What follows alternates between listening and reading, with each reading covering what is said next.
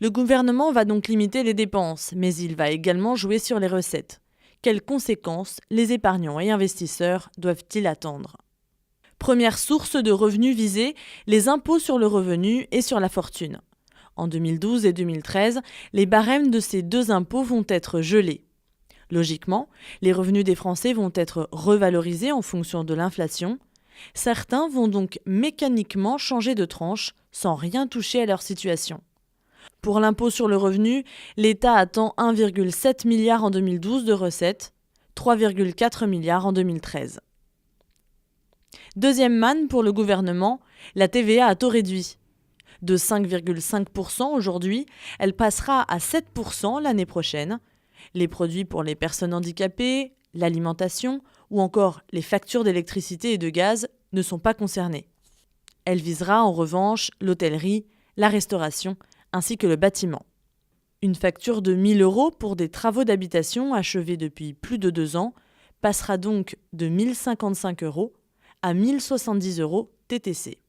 Recette prévue, 1,8 milliard d'euros. Troisième source de revenus visée, les niches fiscales. Le gouvernement fait un grand ménage. Le dispositif Célier, qui favorise la construction dans l'immobilier, va être supprimé fin 2012. Quant aux prêts à taux zéro accordés aux personnes qui souhaitent acquérir leur résidence principale, ils concernaient jusque-là le logement neuf comme le logement ancien. À partir du 1er janvier 2012, il ne sera plus valable que pour l'achat d'un logement neuf. Au total, avec ces coupes fiscales, l'État espère engranger 2,6 milliards d'euros. À noter également, dans le cadre de la réforme fiscale, une nouvelle taxation sur les plus-values immobilières. Un nouveau barème de pourcentage d'abattement va prendre effet au 1er février 2012, qui ne concernera pas cependant les résidences principales. Auparavant, il fallait 15 ans pour que la vente du logement soit exonérée d'impôts. Il en faudra désormais 30.